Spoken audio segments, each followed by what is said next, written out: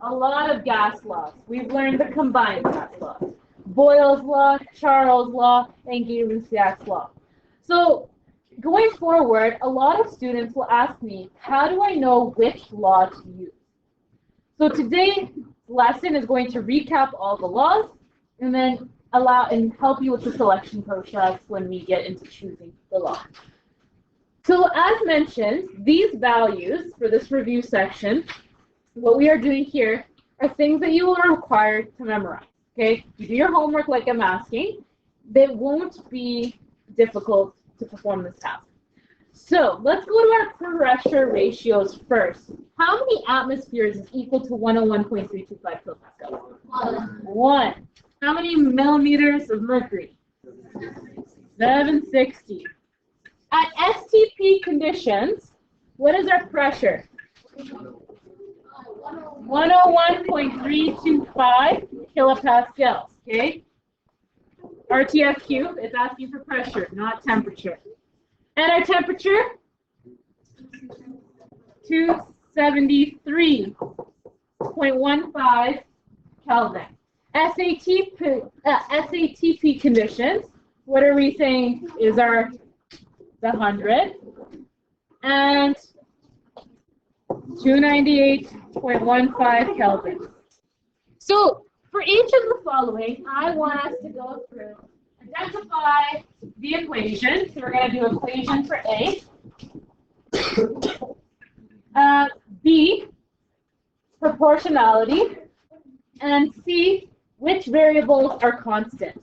So combined law, you should have P1 V1 T2 is equal to P2 V2 T1. For now, we're going to say the proportionality is not applicable because there's so many scenarios, so I'm not going to go through all of those. Boyle's law, P1 V1 is equal to P2 V2. Charles' law, V1 T2 is equal to V2 T1. Okay, let's go down. Boyle's law. Are our variables inversely proportional or proportional? Inversely proportional. So we can say volume is inversely proportional to pressure, or that pressure is inversely proportional to volume, depending on which one we are manipulating and which one we are responding. What about Charles' law? Direct or inverse? Directly proportional. So if one goes up, the other also goes up. We can write it two ways, depending on what is our manipulated, what is our responding. Combined gas law. What is kept constant in the combined gas law? What variable? We have 4. We have N, P, T, and V. Okay? Moles. N. Moles is N. Okay? N means moles. Boyles. What's kept constant here? Moles and temperature. What about Charles? Moles and pressure.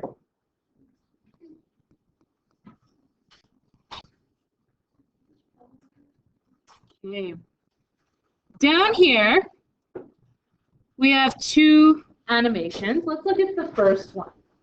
The first one, what we're noticing happening is we are decreasing the volume size, and you'll notice that the pressure is increasing. T is kept constant. It's at a constant 300 Kelvin. And the number of moles is kept constant. As you'll see, nothing is entering or exiting there. What law does this represent?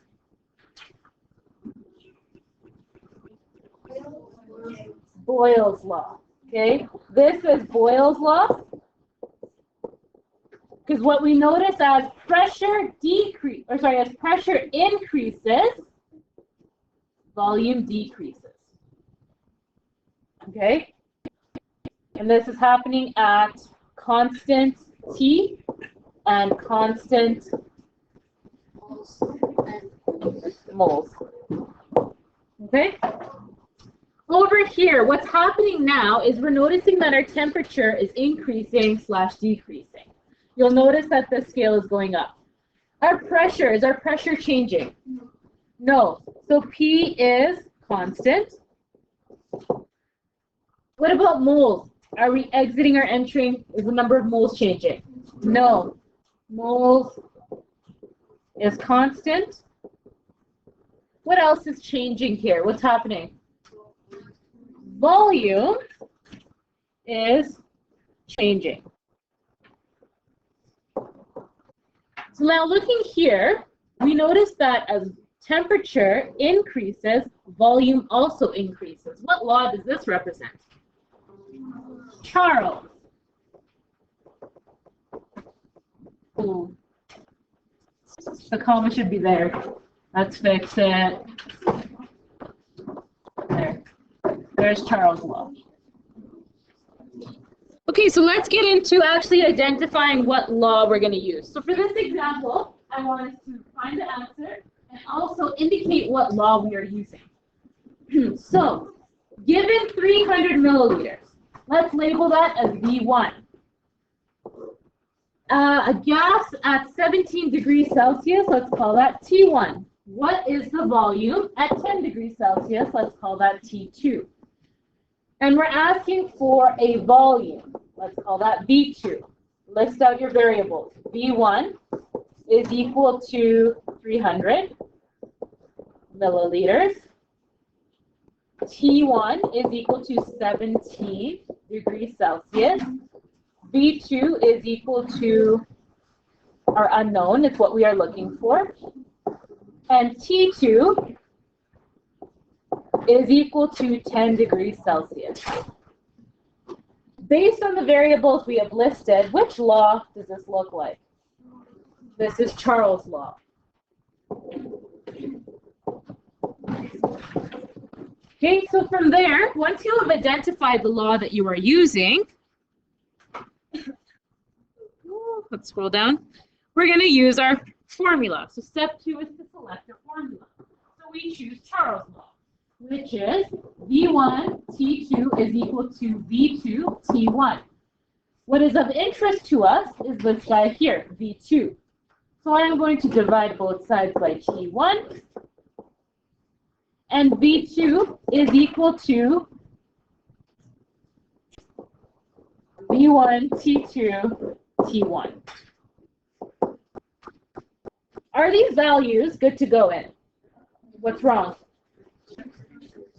You have to change temperature to Kelvin, okay? These relationships are only true when the temperature is in Kelvin. So T2 is actually equal to 283.15 Kelvin. And this guy, T1, is 290.15 Kelvin. Do you agree? Okay. Plug that in.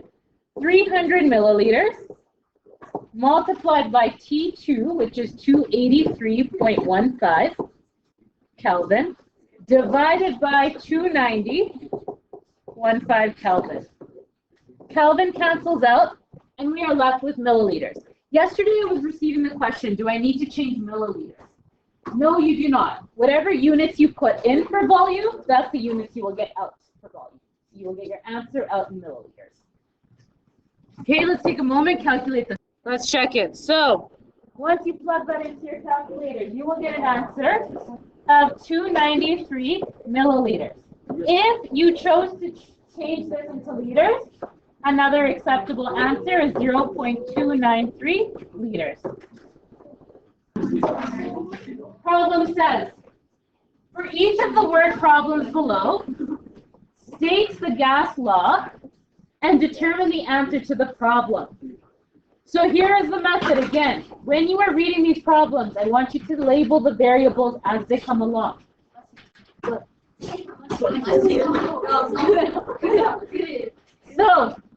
reading this problem, 568 liters, that's a V1. Of chlorine at 25 degrees Celsius, that is T1, will occupy what volume at negative 25 degrees Celsius? while the pressure remains constant. Okay, V2 is our unknown. Looking at the variables that what law makes sense for us to use? Charles' law. That's Charles. V1, T1, V2, T2. Okay, 568 liters is equal to 25 degrees Celsius. Let's convert that into Kelvin. That's 298.15 Kelvin. V2 is our unknown. T2 is negative 25 degrees Celsius plus 273.15, which gives us, sorry, 248.15 Kelvin. Okay, V2. We are looking for volume. The law is V1 T2 is equal to V2 T1. This is of interest to us. V2 is equal to V1 T2 over T1. Plug in those numbers. 568 liters times by T2, 248.15. This is another reason why we convert into Kelvin. We do not want to have any negative values. Okay, so we can't use Celsius because it can give us a negative volume, which makes no sense. Okay, take a moment, plug. Okay, so we get an answer of 473 liters. However, for significant digits, we are only allowed to have 2 significant digits because in our problem, 2 is the least amount. So we need to convert that into scientific notation. This is going to be 4.7 times 10 to the 2 liters. Let's do it again. The next problem says 352 milliliters, that's V1, of chlorine under a pressure of 680 millimeters of mercury, that's P1, are placed in a container under a pressure of 1,210 millimeters of mercury, that's P2. The temperature remains constant. So should I label temperature? Should I? No, it's constant. Okay, so it's constant. We don't need to worry about it. What is the volume of the container in liters? So we are looking for V2 in liters. Okay, let's label this out. We have a P1 of 680 millimeters of mercury, a V1 of 352 milliliters, P2 of 1,210 millimeters of mercury, and a V2 we are looking for in liters. It's asking us to have it in liters. There are 2 ways of doing this. You can either do the problem using milliliters or we can sub in liters right from the get-go. Which one do you guys prefer? Do it with milliliters and then convert? Okay. So, like I mentioned, what you put in is what you get out. Since we will be using milliliters to calculate this, we will get milliliters out. So, what law are we using here? This is Boyle's law. What do we expect to happen to our volume? Increase or decrease? It's going to decrease. It's almost 2 times the amount of pressure. So it's going to increase. P1 V1 is equal to P2 V2. This is of interest to us. So I divide both sides by P2. P2 cancels out. V2 is equal to P1 V1 over P2. Go ahead and sub these values in. 680 millimeters of mercury multiplied by 352 milliliters divided by 1,210 millimeters of mercury. Millimeters of mercury cancels out, and I'm left with milliliters. That is fine. We can always convert that into liters.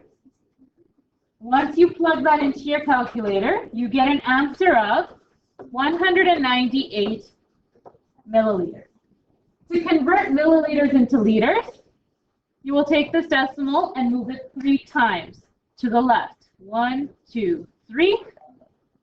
It gives us an answer of 0.198 liters. This moving of the decimal is the same thing as dividing by 1,000. Divide by 1,000, or you can move the decimal 3 times to the left. Okay? Any questions, concerns? There's our final work. A sample of sulfur dioxide occupies a volume of 652 milliliters. This will be my V1. At 40 degrees Celsius, this is T1. And at 720 millimeters of mercury for pressure, this is P1.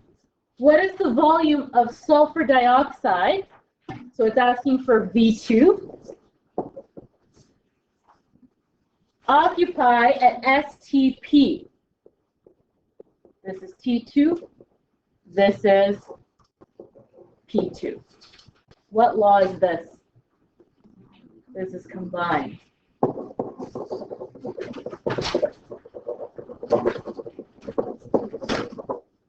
Okay, list out our variables. P1 is equal to 720 millimeters of mercury. V1 is equal to 652 milliliters. T1 is equal to 40 degrees Celsius. Let's convert that right away. Before we carry the 31315. Yeah. P2 is standard pressure. What is standard pressure? 101.325 kilopascals. V2 is our unknown. T2, what is T2 at standard? 273.15. Let's scroll this down a bit. 273.15 Kelvin. Okay. Is there anything we should do before we use our formula? We need to do something about our pressure. We need to have them match units. So in order to do that, we have to do a unit conversion. 325 millimeters, or sorry, not millimeters. 325 kilopascals is equal to 760 millimeters of mercury.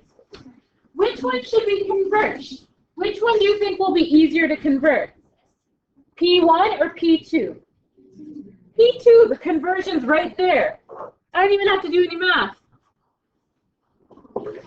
760 millimeters of mercury. We will use this number instead.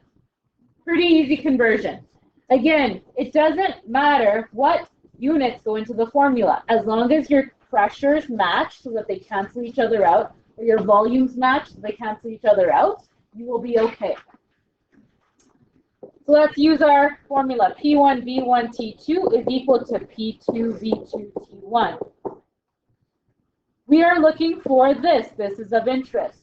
V2 is equal to P1 V1 T2 over P2 T1. Plug in your numbers.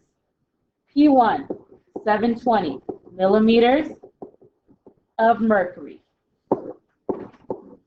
V1, 652 milliliters.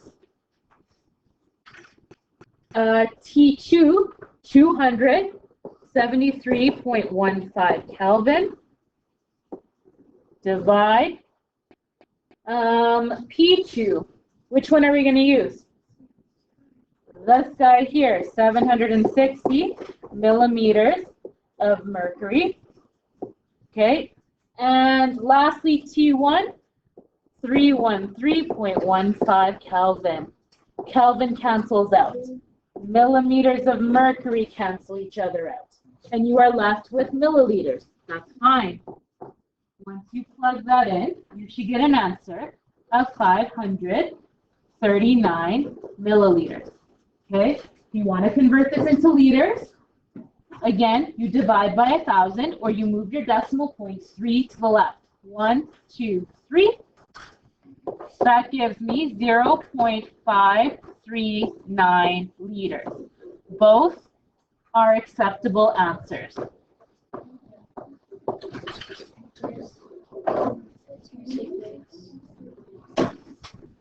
Oh yes, we need to do 2 significant digits.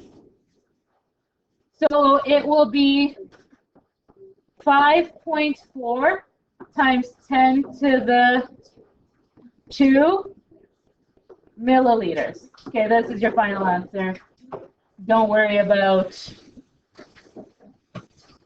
this stuff going on around here. Or you have 0.54 liters. Either is acceptable. Okay, I'm going to give you guys some time. You're going to try this one on your own. I want you to read the problem. Listen. I want you to read the problem.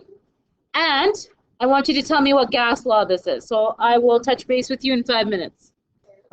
Reading the problem. Okay, I've changed this to an extension question because it's a little beyond. And I'm asking you to round it to 3 sig. So those are some changes I've made. A 20-liter container, V1, is filled with helium and has a pressure of 150 atmospheres. That's P1. And the temperature is 30 degrees Celsius. How many 5-liter balloons can be filled when the temperature is 22 degrees Celsius? That's T2. And the atmospheric pressure is 755 millimeters of mercury. So in order for me to do this extension part, this 5-liter balloons, what do I need to find? What connects me to that? Which variables? Pressure, volume, temperature. Which variable will help us find out how many balloons we'll fill? V2. I was like, what? Okay, let's. So which law are we using here? This is combined. So P1 is 150 atmospheres. V1 is 20 liters. T1 is 30 degrees Celsius. P2 is 755 millimeters of mercury. V2 is unknown. I'm going to scroll down because we're going to need space. V2 is our unknown, and T2 is equal to 22 degrees Celsius. Okay, listen. There are some issues. What do we need to change in this list? Celsius. So this will give me how many kilopascals? Or not kilopascals? 303.15 Kelvin. What about this 22? 295.15 Kelvin.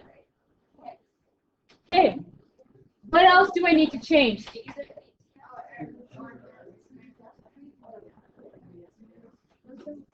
Our pressure is different, so we need to change one of them. Which one would you like me to change, P1 or P2? Okay, P1, we're going to multiply it by a ratio, 760 millimeters of mercury divided by 1 atmosphere. Okay, once you plug this into your calculator, what do you get? Plug that in. 150 times by 760. 114,000. 0 millimeters of mercury. Okay, things that you should know. This is an intermediate step. Therefore, if you have any decimals, you are required to keep them all until the end. Otherwise, your answer will be deviated. Okay? We're going to use combined gas law, and that's going to give you a V2 of 2,940 liters. Okay? Once you've used combined gas law, this is what your V2 will be. Now, how many liters goes into one balloon? How many liters fills one balloon? 5 liters fills one balloon. So we're going to take our V2, which is 2,940 liters, and we're going to multiply it by a ratio. That ratio is one balloon is equal to 5 liters. So we can write it as a ratio. 5 liters equals one balloon, or one balloon has 5 liters. Which ratio should I be selecting, A or B? B. One balloon has 5 liters. Liters cancels out. I'm left with units of balloons. We are asked to round to 3 significant digits. 588 balloons. Okay, last problem. I'm going to try this one on your own, and then I will put the answers up, and then we will be done this lesson. So a gas has a volume of 600 milliliters. What is the new volume of the pressure? It goes from 90 kilopascals to 150 kilopascals. So let's do some labeling. That's 600 milliliters. What is that? What variable is that? V1.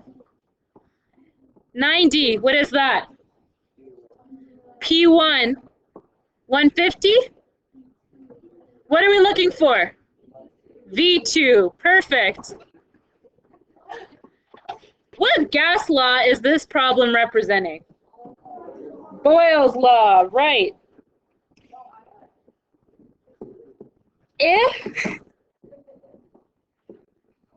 If the pressure is being increased, what will happen to the volume? It will decrease because this relationship is inversely proportional. What did you guys get as the new volume? 360 milliliters.